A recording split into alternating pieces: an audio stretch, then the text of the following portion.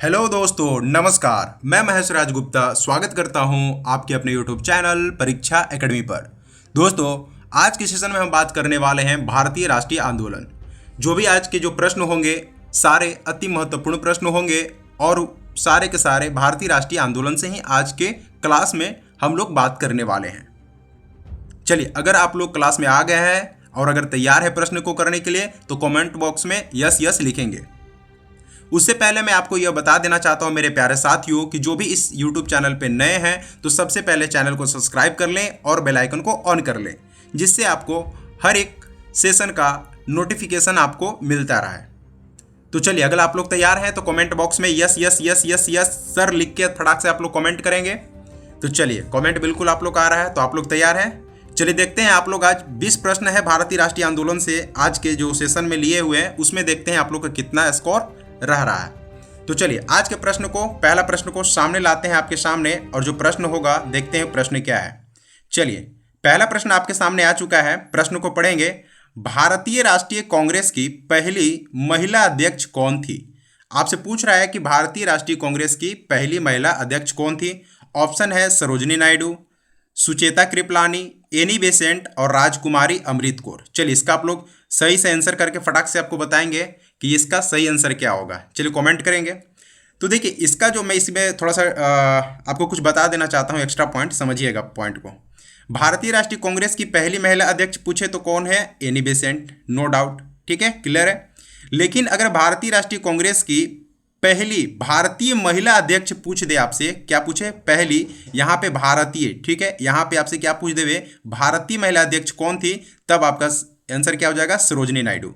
दोनों चीज को आप याद रखेंगे।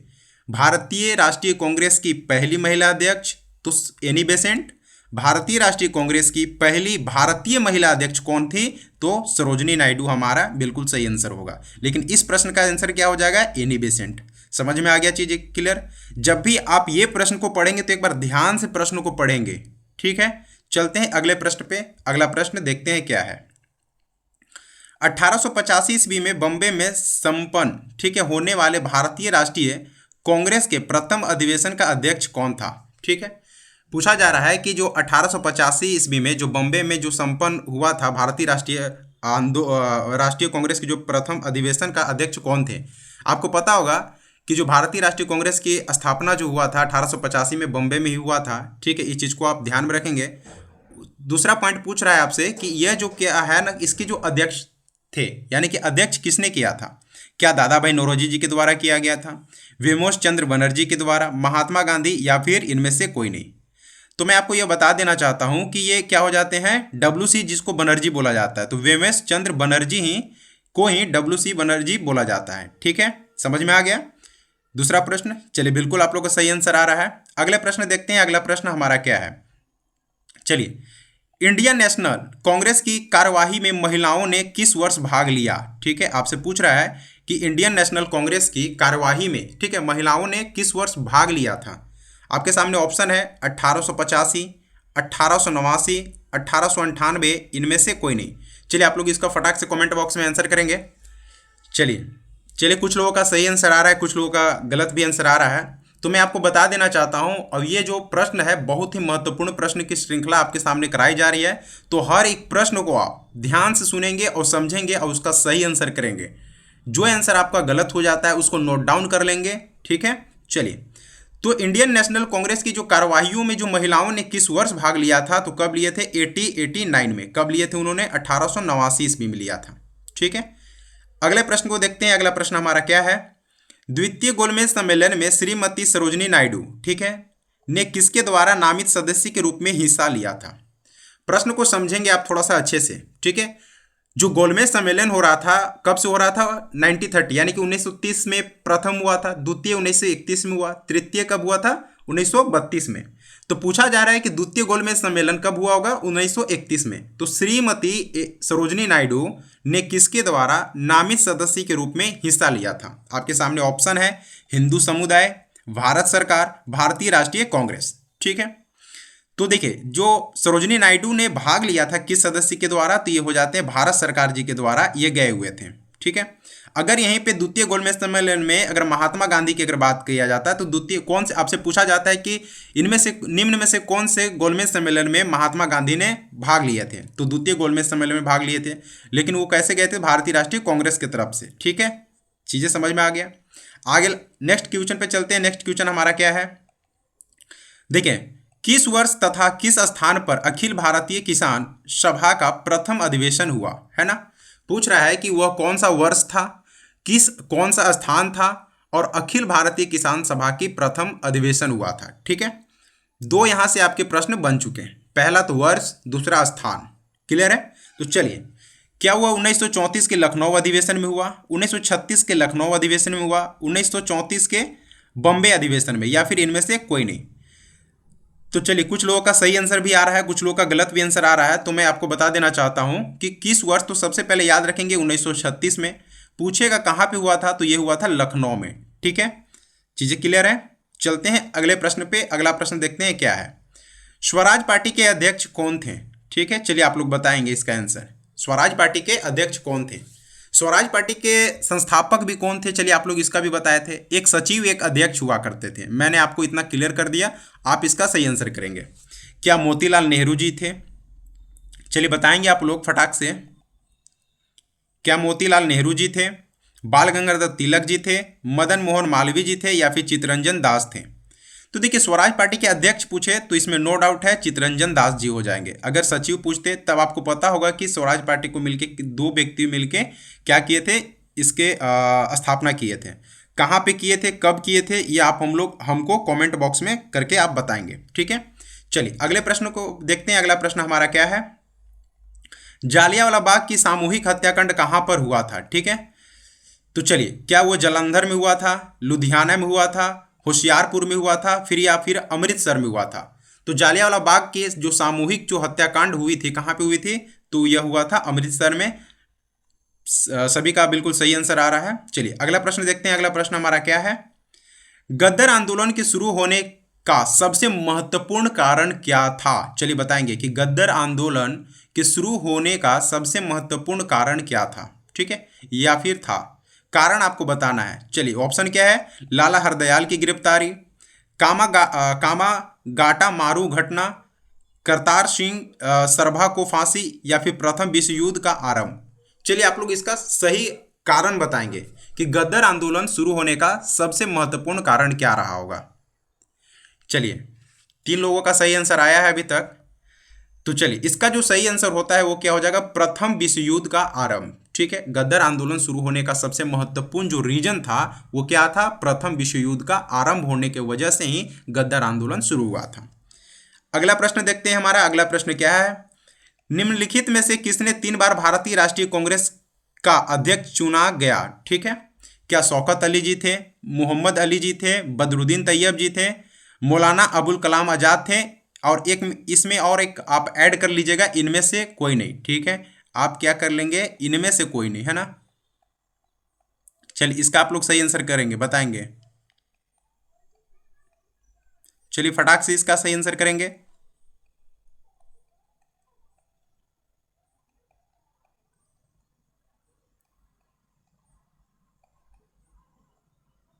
चलिए, इनमें से कोई नहीं, आपके सामने ये भी ऑप्शन है ना। चलिए बताएंगे कि इनमें से वो कौन सा व्यक्ति है जो कि भारतीय राष्ट्रीय कांग्रेस के 3 बार अध्यक्ष बन चुके हैं। तो मैं आपको ये बता देना चाहता हूँ, ये इनमें से ये कोई ऑप्शन भी सही नहीं है, जो कि इसका जो सही आंसर होगा इनमें से कोई नहीं, क्योंकि दादा भाई नौरोजी थे। कौन थे? दादा भाई नौरोजी ही भारतीय राष्ट्रीय कांग्रेस के 3 बार अध्यक्ष वो बन चुके हैं, रह चुके भी हैं। ठीक है, तो इसीलिए आपका सही आंसर क्या हो जाएगा, दादा भाई। ठीक है, क्या हो जाएगा, आप यहाँ पे लिख लोगे दादा भाई, है ना, दादा भाई नौरोजी करके आप लिख लेंगे, नोट डाउन कर लेंगे। क्लियर है? चलिए अगला प्रश्न देखते हैं। अगला प्रश्न हमारा क्या है, 1916 में मुस्लिम लीग और कांग्रेस के बीच समझौता किसने करवाया? चलिए इसका आप लोग सही आंसर बताएंगे। चलिए फटाक से इसका सही आंसर करेंगे आप लोग। क्या एनी बेसेंट जी के द्वारा, लोकमान्य तिलक जी के द्वारा, गोपाल गोखले जी के द्वारा, एक से अधिक? चलिए option number D D D D D D बहुत लोगों का डी ऑप्शन आ रहा है, यानी एक से अधिक। तो जी बिल्कुल, मुस्लिम मुस्लिम लीग और कांग्रेस के बीच के जो समझौते की अगर बात करता है, प्रश्न में पूछ रहा है, तो एनी बेसेंट भी जी थे और कौन थे, लोकमान्य तिलक जी भी थे। तो इसीलिए इसका सही आंसर क्या हो जाएगा दोस्तों, इसका जो सही आंसर हो जाएगा एक से अधिक। प्रश्न को समझ में आ गया। चलिए अगला प्रश्न देखते हैं। अगला प्रश्न हमारा क्या है, बारदोली सत्याग्रह का नेतृत्व किसने किया? ठीक है, क्या महात्मा गांधी जी के द्वारा किया गया था, वल्लभ भाई पटेल जी के द्वारा, लोकमान्य तिलक, या फिर इनमें से कोई नहीं? चलिए आप लोग इसका सही आंसर करेंगे। बताइए कि बारदोली सत्याग्रह का नेतृत्व किसने किया? महात्मा गांधी, वल्लभ भाई पटेल, लोकमान्य तिलक, या फिर इनमें से कोई नहीं? तो देखिए बिल्कुल सही आंसर आ रहा है आप लोग का, वल्लभ भाई पटेल, है ना। वल्लभ भाई पटेल को यहीं पे बारदोली के महिलाओं ने ही, जब बारदोली सत्याग्रह सफल हुआ था, ठीक है, उसी समय वहाँ की जो महिलाओं थे उन्होंने क्या, इनको सरदार की उपाधि से नवाजा था। क्लियर है चीज़ें। चलिए अगला प्रश्न देखते हैं। हमारा अगला प्रश्न क्या है, 23 मार्च 1931 ईस्वी को भगत सिंह के साथ जिन दो अन्य क्रांतिकारियों को फांसी दी गई थी उनका नाम था। आपको बताना है कि वह कौन से ऐसे दो और अन्य क्रांतिकारी थे जिनको भगत सिंह के साथ फांसी पर चढ़ा दिया गया था। अब डेट आप याद रखेंगे, डेट आप याद करेंगे, ये डेट जो है ना 23 मार्च 1931 आप याद रखेंगे। कई बार डेट पूछ दिया जाता है, ठीक है। तो 23 मार्च 1931 को भगत सिंह के साथ साथ वो कौन से अन्य दो क्रांतिकारियों थे जिनको फांसी पर चढ़ा दिया गया था? क्या वो राजा तथा देव थे, क्या वो आजाद तथा सुखदेव थे, राजगुरु सहदेव थे, या फिर राजगुरु तथा सुखदेव थे? तो देखिए भगत सिंह के साथ कौन थे, तो राजगुरु तथा सुखदेव जी को क्या कर दिया गया था, उनको फांसी पर चढ़ा दिया गया था। ठीक है, बिल्कुल सही आंसर आप लोग को सभी का सही आंसर आ रहा है इसमें। चलिए अगला प्रश्न देखते हैं। अगला प्रश्न क्या है, निम्नलिखित में से गद्दर पार्टी का नेता कौन था? आपको बताना है कि इनमें से गद्दर पार्टी का नेता कौन थे। क्या सरदार भगत सिंह जी थे, लाला हरदयाल जी थे, वीजी तिलक जी थे, वीडी सावरकर जी थे? तो जैसे ही गद्दर पार्टी की, अगर गद्दर पार्टी का बात करते हैं हम लोग, ठीक है, तो कौन हो जाएंगे, लाला हरदयाल जी। ठीक है, इसके जो स्थापना हुआ था, कहाँ हुआ था, सैन फ्रांसिस्को अमेरिका में। याद रखेंगे ये चीज़ को। ठीक है, गद्दर पार्टी की शुरुआत होने का जो महत्वपूर्ण कारण क्या था, तो प्रथम विश्व युद्ध का आरंभ, जो प्रथम विश्व युद्ध की वजह से ही गद्दर पार्टी क्या हुआ था, इसका वहीं पे इसका मेन रीजन हुआ था, है ना। और इसके पार्टी के नेता कौन थे, लाला हरदयाल जी। ठीक है, गद्दर पार्टी की स्थापना कहाँ हुई थी, सैन फ्रांसिस्को अमेरिका में। क्लियर है चीज़ें। अगला प्रश्न देखते हैं। हमारा अगला प्रश्न हमारा क्या है, प्रथम अखिल भारतीय किसान संगठन ऑल इंडिया किसान सभा 1936 में जिसके नेतृत्व में गठित किया गया था। अब आपको क्या बताना, इससे पहले हमने क्या पूछा था आपसे, हम ये पूछे थे कि 1936 में, ठीक है, कब अखिल भारतीय किसान, यहाँ पे क्या पूछ रहा है, ऑल इंडिया किसान सभा ना 1936 में, जो कि लखनऊ में हुआ था। क्लियर है, इससे पहले हमको प्रश्न आपको करा चुके हैं। तो ऑल इंडिया किसान सभा जो 1936 में किसके नेतृत्व में गठित किया गया था, तो बिल्कुल सही आप लोग का आंसर आ रहा है, स्वामी सहजानंद सरस्वती। आप सभी लोग का बिल्कुल सही आंसर है। चलिए अगले प्रश्न पे चलते हैं। अगले प्रश्न देखते हैं क्या है हमारा, भारत में महिला आंदोलन का शुभारंभ, ठीक है, ये शुभारंभ मुख्यतः जिसके नेतृत्व में हुआ या फिर किसके नेतृत्व में हुआ, आपको बताना है किनमें से वो कौन से रहे होंगे जिनके नेतृत्व में भारत में महिला आंदोलन का शुभारंभ हुआ था। क्या वो रामाबाई रनाडे थी, सरोजनी नायडू जी थी, एनी बेसेंट जी थी, या फिर इनमें से कोई नहीं?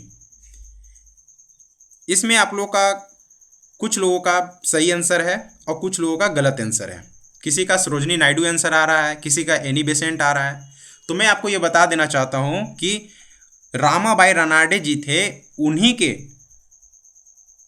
उन्हीं के वजह से शुभारंभ हुआ था। और ये भारत में महिला आंदोलन के शुभारंभ करने का नेतृत्व किसने किया था, तो रामाबाई रनाडे जी थी। क्लियर है चीज़ें। सरोजनी नायडू और एनी बेसेंट वाले थोड़ा थम जाओ, रुक जाओ, क्या होगा, रामाबाई रनाडे इसका सही आंसर होंगे। ठीक है, चलिए अगला प्रश्न देखते हैं। अगला प्रश्न हमारा क्या है, निम्नलिखित में से किसे 1928 में हिंदुस्तान सोशलिस्ट रिपब्लिकन एसोसिएशन की स्थापना से संबंध नहीं था? अब आपको बताना है इसमें से। चलिए बताइए, बहुत महत्वपूर्ण प्रश्न है और थोड़ा डिफिकल्ट भी है आपके लिए। चलिए कई लोगों का तो आंसर भी आने लगा है। चलिए चलिए चलिए, और भी आंसर करेंगे, फटाक से आप लोग आंसर करेंगे। अच्छा, किसी का आंसर आ रहा है भगत सिंह, किसी का आ रहा है चंद्रशेखर आजाद। वाह, किसी का आ रहा है भैया सुखदेव थापर। क्या आप लोग क्या कर क्या रहे हो? 1928 में पूछ रहा है कि हिंदुस्तान सोशलिस्ट रिपब्लिकन एसोसिएशन की स्थापना से संबंध नहीं था, पूछ रहा है। प्रश्न को आप पढ़ेंगे, क्या पूछ रहा है यहाँ पे? नहीं था पूछ रहा है। कौन थे ये नहीं पूछा जा रहा है प्रश्न में, नहीं थे सो पूछा जा रहा है। ठीक है, तो कौन नहीं थे? लाला हरदयाल जी नहीं थे। भगत सिंह भी आपके थे, चंद्रशेखर आजाद भी थे, सुखदेव थापर जी भी थे। ठीक है, लेकिन लाला हरदयाल जी नहीं थे। लाला हरदयाल कहाँ से संबंधित थे? गद्दर से ये संबंधित थे। ठीक है, आप लोग ऐसे भी कुछ प्रश्न आगे कराए ना, तो उसकी बातों को आप सुना कीजिए। ठीक है, वहीं से आपके सारे प्रश्न जो मैं बोलता हूँ सारे आप बातों को सुने। ठीक है, चलिए अगला प्रश्न पे बढ़ते हैं। अगला प्रश्न हमारा क्या है? भारतीय राष्ट्रीय कांग्रेस के निम्नलिखित में से किस अधिवेशन में दल चरमपंथियों और नरमपंथियों में विभाजित हो गया? चलिए बताएंगे। बनारस अधिवेशन, मद्रास अधिवेशन, कलकत्ता अधिवेशन, सूरत अधिवेशन। अरे वाह, इसका तो आंसर फटाक से आप लोग कमेंट बॉक्स में कर दे रहे हैं। सूरत अधिवेशन, सूरत अधिवेशन। चलिए, सबका आंसर बिल्कुल सही है। सूरत अधिवेशन ही यहीं पे चरमपंथियों और नरमपंथियों में विभाजित हो गया था। ठीक है, अगला प्रश्न देखते हैं। अगला प्रश्न क्या हमारा? किसके सुझाव पर भारतीयों को साइमन कमीशन से बाहर रखा गया? चलिए बताएंगे। ये इनमें से वो कौन से व्यक्ति रहे कि जिनके सुझाव पर भारतीयों को साइमन कमीशन से बाहर रखा गया था? क्या वो लॉर्ड रीडिंग जी थे, लॉर्ड इरविन जी थे, सर जॉन साइमन थे, या फिर लॉर्ड चेम्सफोर्ड? चलिए, बहुत लोगों का गलत आंसर आ रहा है। साइमन आंसर आ रहा है, जो कि साइमन नहीं है। पूछा क्या जा रहा है कि किसके सुझाव पर भारतीयों को साइमन कमीशन से बाहर रखा गया था? तो किसके? तो ये हमारे थे, कौन थे महोदय? लॉर्ड इरविन जी के सुझाव पर ही भारतीयों को साइमन कमीशन से बाहर रखा गया था। समझ में आ गया चीजें? साइमन कमीशन भारत कब आया था? चलिए कमेंट बॉक्स में करके बताएंगे। चलिए बताएंगे फटाफट। नहीं, आप डेट मत बताओ, आप सिर्फ साल बता दो कि कौन से साल में आए थे। 1928, 1928, 1928। चलिए अच्छा है। 3 फरवरी 1928 को बॉम्बे साइमन कमीशन भारत आया था। ठीक है, क्लियर है? तो किसके सुझाव पर भारतीयों को साइमन कमीशन से बाहर रखा गया था? लॉर्ड इरविन जी के सुझाव पर। अगला प्रश्न देखते हैं हम। अगला प्रश्न हमारा क्या है? निम्नलिखित में किसने भारतीय राष्ट्रीय कांग्रेस को सुरक्षा कपाट सिद्धांत कहा? क्या वो बाल गंगाधर तिलक जी थे, बिपिन चंद्र पाल जी थे, लाला लाजपत राय थे, या फिर महात्मा गांधी? चलिए इसका आप लोग सही आंसर करेंगे। ओ थोड़ा थम जाओ महात्मा गांधी जी वाले, थोड़ा थम जाइए। प्रश्न क्या पूछा है? भारतीय राष्ट्रीय कांग्रेस के सुरक्षा कपाट सिद्धांत कहा किसने? है ना? चलिए बताएंगे। तो देखिए, सुरक्षा कपाट सिद्धांत की अगर बात करता है तो लाला लाजपत राय जी करते हैं। ठीक है, लाला लाजपत राय। ठीक है, चलिए अगला प्रश्न देखते हैं। हमारा अगला प्रश्न क्या है? निम्नांकित में से all India Trade Union Congress के प्रथम सत्र के अध्यक्ष कौन थे? चलिए आंसर बताएंगे, फटाक से कमेंट करेंगे आप लोग। प्रश्न को फिर से मैं एक बार पढ़ दे रहा हूं। ठीक है, all India Trade Union Congress के प्रथम सत्र के अध्यक्ष कौन थे? क्या वो NM जोशी जी थे, SA डांगे जी थे, लाला लाजपत राय जी थे, या फिर इनमें से कोई नहीं? तो जैसे ही All India Trade Union Congress के प्रथम सत्र के अध्यक्ष की बात किया जाता है ना, तो हमारे दिमाग में क्या आ जाता है? अच्छा, बहुत लोगों का आंसर आ रहा है इनमें से कोई नहीं, इनमें से कोई नहीं। कुछ लोगों का आंसर आने लगा है ऐसे डांगे डांगे डांगे। वाह, अब जोशी जी भी आने लगे हैं। तो इसका जो सही आंसर होगा क्या होगा? लाला लाजपत राय जी। बिल्कुल बिल्कुल बिल्कुल बिल्कुल, जी जी बिल्कुल, एकदम क्या हो जाएगा? लाला लाजपत राय जी। बिल्कुल आपका सही आंसर है। मनीष कुमार, आशीष कुमार आपका भी सही आंसर है, रंजन कुमार आपका भी सही आंसर है।